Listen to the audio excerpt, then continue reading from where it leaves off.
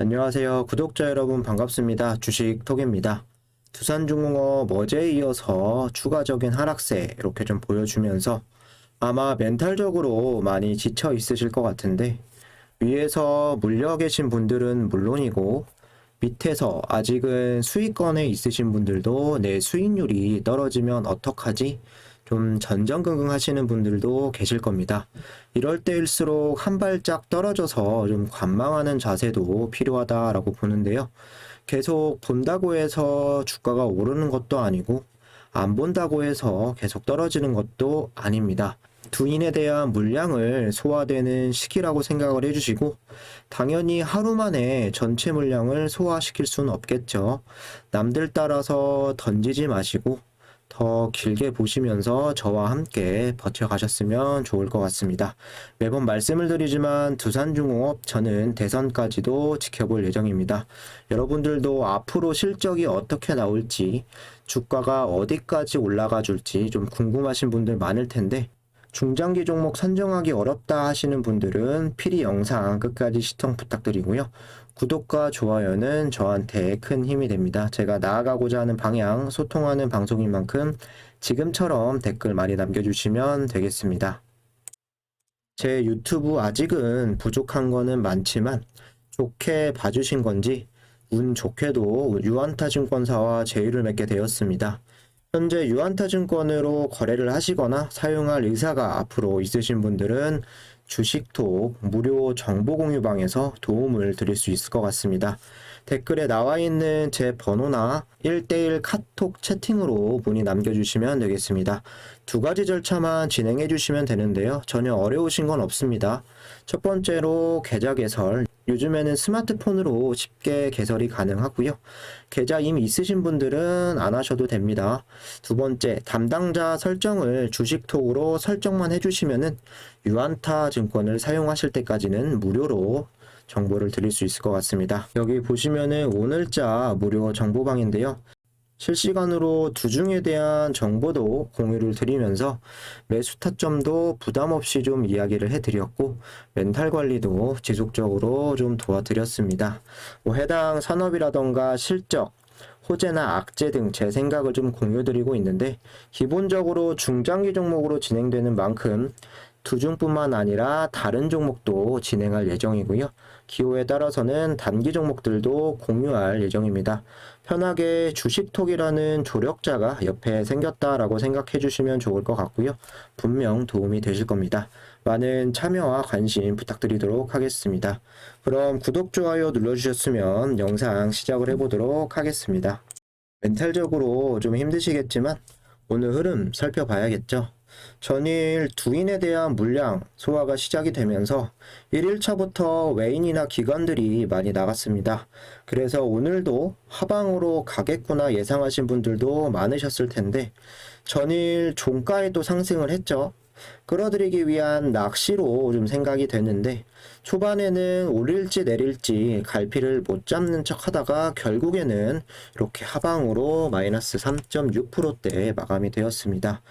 이렇게 계속 떨어지기만 하면 잘 버티다가도 더 떨어질지 모른다는 이런 불안감에 주가가 더 요동칠 수 있다라고 생각이 드는데요. 여러분들도 투심이 많이 흔들리실 수도 있습니다. 하지만 잘 잡고 견디셔야 한다라고 생각을 하고요. 제가 말씀을 드리고 싶은 거는 전체적으로 봤을 때 두중만 이렇게 빠지는 건 아니죠.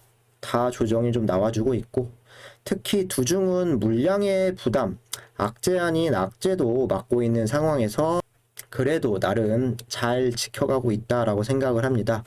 오히려 마음 편하게 어차피 떨어질 거였다라고 생각을 하시고 악재를 미리 막고 시작한다는 마인드로 멘탈 관리 잘 하셨으면 좋겠습니다. 쉽게 말한다라고 할 수도 있지만 저 역시도 두중 같이 보유하고 있습니다. 같이 힘내자라고 말씀을 드리는 거고요. 왜 계속 이 종목만 빠지기만 할까? 한탄만 하시면 부정적으로 생각이 들게 되면 한도 끝도 없다라고 생각을 합니다. 지금 상황에서는 한 발짝 물러나셔서 관망하는 자세도 필요하다라고 생각을 합니다. 이번 주 내일 바로 반등이 좀 나와줄 수도 있고 반등이 나와주면은 반가운 거겠죠. 그리고 만약에 추가 하락세가 이어간다라고 하면 모아가는 전략으로 물량을 늘려갈 수 있는 기회다라고 생각을 해주시면 되겠습니다. 저 같은 경우는 단타로 볼 것도 아니고 내년까지는 붙들고 가볼 생각이고요. 장기적으로 끌고 가기 위해서는 멘탈 관리가 중요하다라고 생각을 하는데, 그 멘탈을 관리하려면 수익권일 때 중간중간 일부 익절하시는 것도 한 방법이 될 수 있습니다. 아마 두산중공업 같은 경우는 몇 개월 아니 몇 년 동안 이렇게 길게 가지고 계신 분들이 수두룩하다라고 생각을 하는데, 전성기 때는 두산중공업이 가격대가 15만원 까지도 좀 갔었었고, 그 이후에 10년 이상 꾸준하게 하락세를 보여주었습니다. 이제야 조금씩 다시 꿈틀거리려는 이런 움직임을 가져가고 있는데, 이런 흐름들도 다 봐오셨을 텐데 이미 저보다도 훨씬 멘탈은 더 장착되셨을 거라고 생각이 듭니다. 뭐 주가가 항상 오늘도 떨어지고 내일도 떨어지고 다음 주에도 계속 떨어지고 떨어지기만 하는 것도 아니고 다시 계속 우상향하는 날은 반드시 찾아올 거라고 생각을 합니다. 지금 여기서 손절치고 나가는 거는 아니고 중장기로 보신다라고 한다면 이 정도 하락은 이번뿐만이 아니라 몇 번씩 또 반복될 수 있다는 부분도 잘 아실 겁니다. 지금은 힘이 빠질 수 있지만 어쩔 수 없다라고 생각을 하고, 뭐 물량이 이쪽으로 들어오는 걸 우리가 막을 수는 없죠. 그래서 관망하시면서 좀 좋은 자리 선점하는 게 좋다, 앞으로의 대응이 중요하다라고 말씀을 드리고 싶습니다. 수급도 간단히 체크를 할 건데, 참고적으로 이 데이터는 장 마감 이후의 데이터로 보시면 될 것 같고요.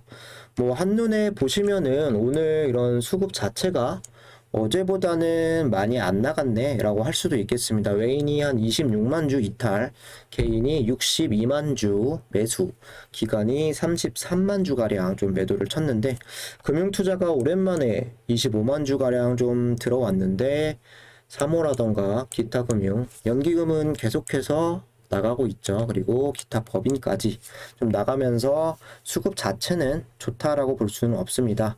뭐 외인과 기관이 이탈이 그렇게 심하진 않았는데도 주가는 어제보다 훨씬 더 많이 빠진 모습인데요. 어제와 다르다라고 볼 수 있는 거는 개인들이 주가가 이렇게 빠지는데도 많이 안 들어왔다라는 부분인데요. 그만큼 뭐 매도도 많이 쳤다라고 해석을 할 수가 있겠죠. 빠지는 상황에서 이런 불안감을 이기지 못하고 나갔다, 아니면 내일 더 빠질 것을 대비해서 어제와 같이 또 매수세를 들어오지 못했다고 이해할 수도 있겠습니다. 그만큼 이 종목 같은 경우는 현재 개인들에 의해서 좀 주가가 좌지우지되고 있다라고 보여지고요. 결코 이런 모습은 수급으로만 봤을 때는 좋다라고 할 수는 없습니다. 2만원부터 거의 개인의 힘으로 끌어올렸던 이런 주가가 흔들릴 가능성도 존재할 것 같고요. 외인과 기관이 좀 내리려고 하는 이런 불안감을 보여주거나 또 공매도 부분에 대해서도 크게 좀 흔들리시면 안 될 것 같습니다. 단순 수급으로만 보자면 장기적인 흐름에서는 좋은 흐름은 아니라고 좀 보여집니다. 뭐 여기 보시면 외인에 대한 보유율 보통은 7에서 한 8%가량 좀 유지를 했었는데, 물량이 들어오기 하루 전날이죠. 20일 외인의 보유량은 10%까지 늘어납니다. 이렇게 늘렸다가 물량이 들어오는 그날 4%대로 줄였는데요. 그 당일 개인들이 158만 주 이렇게 좀 들어왔었는데, 단기적인 흐름에서는 개인들의 움직임이 이 종목 상당히 좀 중요할 것 같고요. 뭐 단타 나가는 거는 우리가 어떻게 할 수는 없겠지만 최대한 좀 나가지 말고 버텨야 하는 시기라고 저는 생각을 합니다. 최근 탈원전에 대한 비판, 이런 내용들도 많이 언론을 통해서 보도가 되고 있고, 이번에 한미 원전에 대한 협력과 전력난으로 인해서 원전을 일부 수용하고 있는 게 현 정부의 입장인데요. 이런 내용들이 더 많이 나와줘야 한다라고 생각을 합니다. 여기 보시면 탈원전과 탄소 중립의 간극, 국민 치를 비용만 수백조, 에너지 전환 비용으로 370조에서 734조 추산이 되었고, 한 해 국민으로부터 11조의 부담이 지어진다라는 부분. 재생에너지 발전량 전망 제각각 탈원전으론 역부족. 에너지 정책은 국가 전략적 차원에서 올바른 논의가 필요하다라는 게 전문가들의 지적이다. 2050년 탄소 중립을 위한 전력 공급 시나리오 분석에 따르면 지금의 탈원전 정책을 고수하게 되면 2050년까지 설비 투자가 1,400조 가까이 필요하다라고 분석을 했다. 이거는 원전에 대한 부분이 아니라 원전을 대체할 만한 이런 무언가를 만들기 위해서 설비 투자가 들어가면 1,400조 가량이 든다라는 내용인 것 같습니다. 정부는 2050년 발전량을 1235 테라와트로 잡고 있고 이 가운데 752 테라와트를 태양광과 풍력으로 공급하겠다라는 계획이다. 이때 필요한 발전 설비는 510기가와트를 넘어설 것으로 추산이 되었는데 한국에너지공단이 발표한 에너지백서에서는 태양광과 풍력 발전을 국내에서 최대로 공급할 수 있는 시장 재량은 430기가와트에 불과하다라고 적시를 했다. 제로 원자력 발전을 이루지 못하면서 탈원전 정책 기조로 표방하는 것은 전략적으로 부적절하다. 여기 표방이라고 좀 나와 있는데요. 참고적으로 현재 정부가 탈원전 정책의 모델이 되는 나라가 대만이라고 볼 수 있습니다. 과거 대만과 국내 2050 탄소 중립위원회는 정책 교류를 꾸준히 해왔었고 오는 2030년까지 재생에너지 비율을 20%까지 끌어올리겠다. 재생에너지 3020 정책 역시 대만 정부의 2025 이런 재생에너지 목표를 5년 시점만 좀 늘려서 만들어졌다라고 보시면 됩니다. 다음 달이면 대만에서 탈원전에 대해서 국민투표를 실시를 하는데 최근 5월 언론에서는 찬성이 51%, 반대가 43% 이렇게 발표가 되었습니다. 탈원전을 지지하지 않는다라고 보시면 될 것 같은데 이렇게만 된다면 국내 기조가 어떻게 변화할지 지켜볼 문제이고요. 탈원전 정책에 대한 타격이 어느 정도는 있을 것 같다는 게 제 생각입니다. 좀 이어서 보시면은 선언적인 탈원전 탈석탄에서 벗어나고 전략적이고 미래지향적인 에너지 정책의 기조의 설계가 필요하다라고 좀 나와 있습니다. 밀어붙일 때는 밀어붙여야 한다라는 말이 있듯이 원전에 대한 필요성, 당위성이 계속해서 나와줘야 하는 부분이고요. 쉬고 있거나 아무 이유 없이 정비만 하고 있는 원전들도 빠르게 정비를 맞춰서 분위기를 더 만들어가야 한다라고 생각을 합니다. 어제 발표에 따르면 국무총리가 추가적인 원전 건설이 원전 기술을 발전시키는데 관계가 없다라고 이야기를 했다는데 개인적으로 원전을 건설하게 되면 그만큼 기술력이나 인력들도 다시 필요할 거고 최신 원전 기술에 대해서 연구하고 발전시킬 수 있다라고 보는 입장인데요. 사실 추가적인 원전 건설 바라지도 않습니다. 기존에 놀고 있는 원전들이라도 이미 건설 허가가 났는데 중단되어 있는 원전이라도 우선적으로 재개하는 게 맞다라고 생각을 하고요. 원전에 대한 수명도 좀 늘려가야겠죠. 허나 여기 보시면은 2050년까지 국내 원전 수를 25개 정도에서 9개로 이렇게 줄이고 설비 용량 같은 경우도 거의 26,000에서 11,000으로 2배 이상 줄인다는 계획은 변함없는 것 같습니다. 원전에 비해서 설비 용량도 크고 효율도 나오지 않는 석탄 그리고 LNG 가스 오히려 주가 되고 있는 추세고 탄소 배출 감소하는 비용만 계속 늘어가고 있는 상황인데 이런 부분이 반대로 가고 있지 않나 싶습니다.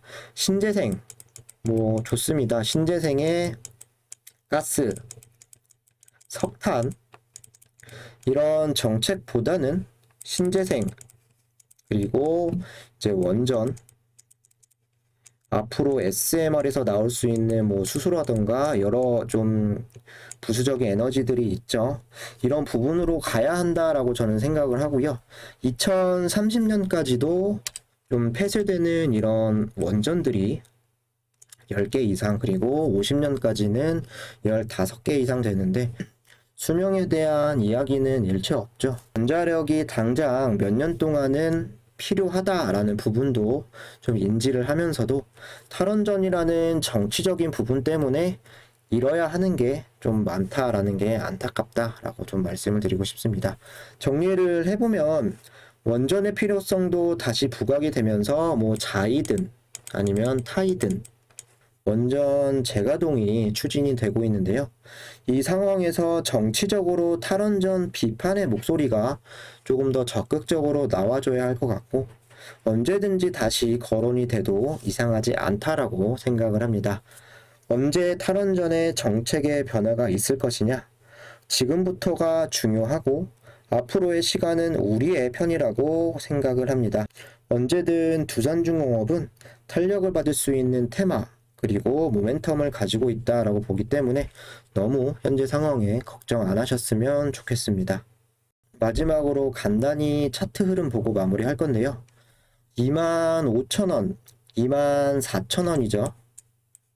여기 구간을 지켜갈 것 같았던 이런 흐름에서 거의 오늘 이제 하락으로 인해서 바닥권까지 내려오고 있습니다. 7월 한 달 동안만 이렇게 보시면 가장 낮은 가격대로 종가가 형성이 되었는데 여기서 지지가 되어야 하고 버텨주면서 좀 반등을 한다라고 하면 안정적으로 이게 한 번, 두 번, 세 번 이렇게 좀 바닥을 다질 수 있고요. 만약에 여기서 추가적인 하락세가 나온다라고 하면 23,000원은 좀 지켜줘야 한다. 이렇게 좀 보시면 좋을 것 같습니다. 두산 인프라코어의 물량을 받은 지 2일차 오늘까지 하락으로 방향을 잡은 만큼 내일도 어쩌면 하락의 가능성이 더 크지 않을까 이렇게 보는데요. 뭐 올라오면은 반가운 거고 떨어지게 된다라고 했을 때는 물량 좀 추가할 기회라고 생각을 해주시면 되겠습니다. 이런 부분들은 텔레그램을 통해서 실시간으로 잡아드릴 수 있으니까 많이 참여 부탁드리고요. 이상으로 영상은 여기서 마무리하도록 하고 내용이 유익하셨다라고 하시는 분들은 구독과 좋아요 한 번씩 부탁드리겠습니다. 감사합니다.